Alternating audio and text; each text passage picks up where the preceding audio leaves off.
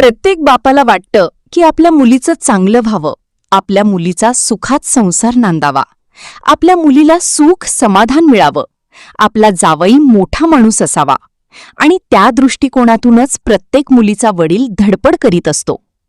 अहो, पण यामध्ये गेम फिरली ना. एक मोठा उद्योगपती समजून मुलीचा विवाह केला आणि मग काय, त्यानंतर भलतंच सत्य बाहेर पडलं. अहो, नुसतंच सत्य नाही तर त्यांचं सगळं काळं उघड पडलं. त्यांची ती वाईट कामे सगळीच्या सगळी बाहेर आली ना.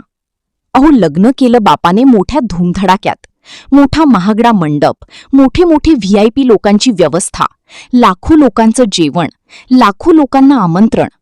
परंतु ज्यावेळी त्या बापाला कळलं की आपल्या मुलीसोबत काय झालं, ते ऐकून नुसतं बापालाच नाही तर अख्ख्या महाराष्ट्राला मोठा धक्का बसला. नुसताच धक्का नाही तर महाराष्ट्रातली प्रत्येक जनता संतापून उठली. नेमकं महाराजांसोबत काय झालं हे आपण तुम्हाला याच व्हिडिओमध्ये पुढे डायरेक्ट दाखवणार. यामध्ये कशा प्रकारे कुणाची फसवणूक झाली, यामध्ये कोणाचे काय काम होते, ते सगळं आपण तुम्हाला याच व्हिडिओत शेवट दाखवणार. त्यामुळे तुम्हाला हा व्हिडिओ पूर्ण शेवटपर्यंत बघावाच लागेल आणि अजिबात कुठेही अर्धवट व्हिडिओ सोडायचा नाही. अहो, महाराज यांच्या मुलीचं लग्न झालं. त्या लग्नामध्ये लाखो लोकांना आमंत्रित करण्यात आलं होतं. तसेच त्या लग्नाला राज्याचे मुख्यमंत्री, राज्याचे उपमुख्यमंत्री तसेच अनेक मान्यवर उपस्थित होते. सर्वांच्या उपस्थितीमध्ये तो मोठा विवाह सोहळा पार पडला. समोरून तर सगळं व्यवस्थित दिसतं की जावई मोठा उद्योगपती आहेत, जावईची मोठी शेतजमीन आहेत, जावयाचा मोठा धबधबा आहेत. इतकं सगळं मोठं जावईचं नाव हे सर्वांनी बघितलं. अहो, परंतु ते त्यांचं वेगळं काम ते कुठे तुम्ही बघितलं? ते बघितल्यानंतर तुमच्या पायाखालच्या अक्षरशः जमीन सरकेल आणि अख्ख्या महाराष्ट्रामध्ये एकच मोठी संतापाची लाट निर्माण होईल. संपूर्ण महाराष्ट्रातील जनता खवळून उठेल. त्या लोकांचं ते सगळं काम आपण तुम्हाला आता लगेच सांगणार आहेत. नेमका मार्कासोबत काय झालं, कशा प्रकारे महाराजांसोबत विश्वासघात झाला, कशा प्रकारे महाराजांना फसवण्यात आलं आणि कशा प्रकारे सर्व गोष्टी घडल्या, हे आपण तुम्हाला याच व्हिडिओत पुढे डायरेक्ट दाखवणार. फक्त शेवटपर्यंत व्हिडिओ बघत चला. हो, महाराजांची जावई म्हणजे कुणी सामान्य व्यक्ती नाही. मोठ्या घरातील श्रीमंत सुशिक्षित घरातील उद्योगपती आहेत. त्यांच्या वेगवेगळ्या ठिकाणी स्वतःच्या कंपन्या आहेत. इंदुरीकर महाराज म्हणजे संपूर्ण महाराष्ट्र चांगला ओळखतो. त्यांनी आपल्या कीर्तनातून समाज प्रबोधन केलं. महाराष्ट्रातील जनता भरकटलेली आहेत. ज्याप्रमाणे महाराष्ट्रातील तरुणाई भरकटलेली आहेत, त्या सर्वांना योग्य दिशा दाखवण्याचं काम महाराजांनी आपलं कीर्तन केलं. तसेच महाराजांचं काम आपलं कुटुंब चालवत असताना सामाजिक कार्य सुद्धा आहेत. वेगवेगळ्या ठिकाणी मंदिरासाठी दान, वेगवेगळ्या ठिकाणी साप्ता असो, वेगवेगळ्या ठिकाणी काही देवाचा कार्यक्रम असो, वेगवेगळ्या ठिकाणी गोरगरीब जनतेची काही कामे असो, ती सर्व कामे महाराजांनी योग्यपणे पार पाडली. महाराजांनी शाळा चालवली, वसतिगृह आणि बरेच गोरगरीब निराधार मुलांच्या शिक्षणाचा खर्च महाराजांनी केला. त्यांना शिकवण्याचं काम महाराजांनी केलं. महाराजांच्या मुलीच्या लग्नाला राज्याचे मुख्यमंत्री देवेंद्र फडणवीस सुद्धा आलेले होते. तसंच राज्याचे उपमुख्यमंत्री एकनाथ शिंदेसाहेब सुद्धा आलेले होते. तसंच इतर मंत्री, इतर आमदार, इतर खासदार असा मोठ्या लोकांचा समूह, तसंच राज्यातील शेतकरी वर्ग, राज्यातील वारकरी संप्रदाय, तसंच राज्यातील वेगवेगळे कीर्तनकार, हे सर्व लोक महाराजांच्या मुलीच्या लग्नाला हजर होते. अहो, पण इथपर्यंत तर सर्व ठीक आहेत. महाराजांच्या मुलीचं लग्न मोठं धूमधडाक्यात झालं. पण जे सत्य लपवण्यात आलं ते सत्यच आपण आत्ताच बाहेर काढलं. हे सत्य आपण तुम्हाला आता डायरेक्ट दाखवणार. फक्त व्हिडिओ हा पूर्ण शेवटच्या मिनिटापर्यंत बघत चला. ज्याप्रमाणे महाराजांनी खर्च केला, त्याप्रमाणे महाराजांना खूप मोठ्या प्रमाणामध्ये ट्रोल करण्यात आले, महाराजांवर टीका करण्यात आली. कारण की महाराज आपल्या कीर्तनातून समाज प्रबोधन करायचे. ज्याप्रमाणे समाजातील व्यक्ती वायपट खर्च करतात, कर्ज काढून मुलींचे लग्न करतात, लोकांना देखाव्यासाठी अफाट खर्च करतात, तो सर्व लोकांनी थांबवावा, सर्वसाधारण लग्न करावी, असा महाराज प्रत्येक त्यांच्या कीर्तनात सांगत असे.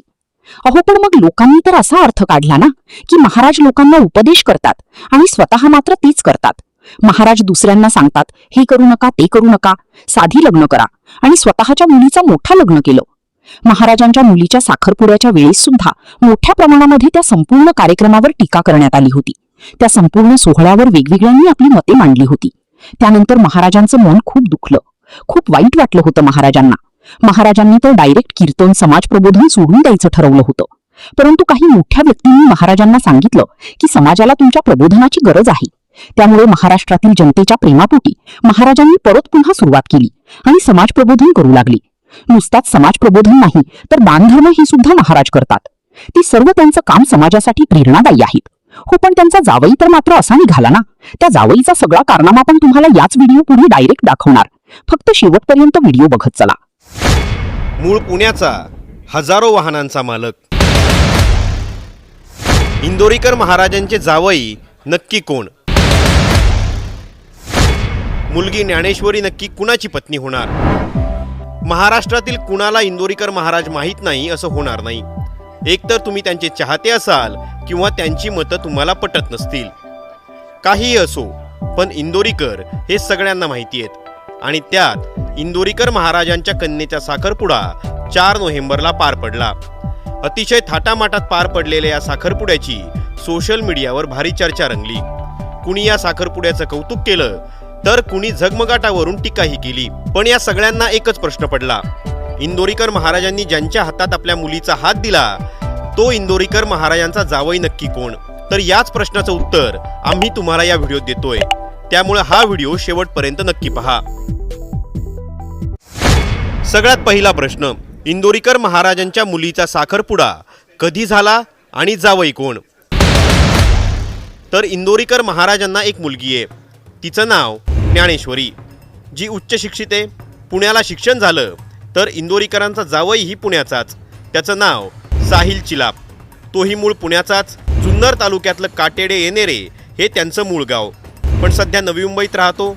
नवी मुंबईत ट्रान्सपोर्टचा बिझनेस आहे, ज्यात शेकडो गाड्या आहेत. वडिलांचं नाव सुनील तर आईचं नाव मनीषा. ज्ञानेश्वरी आणि साहिल यांचा साखरपुडा हा संगमनेरमध्ये झाला. इथल्या वसंत लॉन्समध्ये हा कार्यक्रम पार पडला, ज्याला अनेक राजकीय नेत्यांनी हजेरी लावली. पण तिथंही इंदोरीकर महाराज अतिशय साध्या पेहरावात पाहायला मिळाले. खरं पाहायला गेलं तर इंदोरीकर महाराजांचं मूळ नाव निवृत्तीनाथ काशीनाथ देशमुख. अहिल्यानगर जिल्ह्यातल्या अकोले तालुक्यात त्यांचं मूळ गाव इंदोरी. आणि याच इंदोरी नावावरनं त्यांना नाव मिळालं इंदोरीकर. मुलींवरच्या त्यांच्या वक्तव्यामुळं ते अनेकदा चर्चेत राहिलेत. मुलींना मोबाईल देऊ नका, त्यांच्यावर लक्ष ठेवा, त्या पळून जातील. याशिवाय मुलगा आणि मुलगी होण्यासाठी काय करावं याबद्दलचंही त्यांचं वक्तव्य वादात राहिलं होतं. पण आपल्या मुलीच्या साखरपुड्यात ते अगदी खुश पाहायला मिळाले.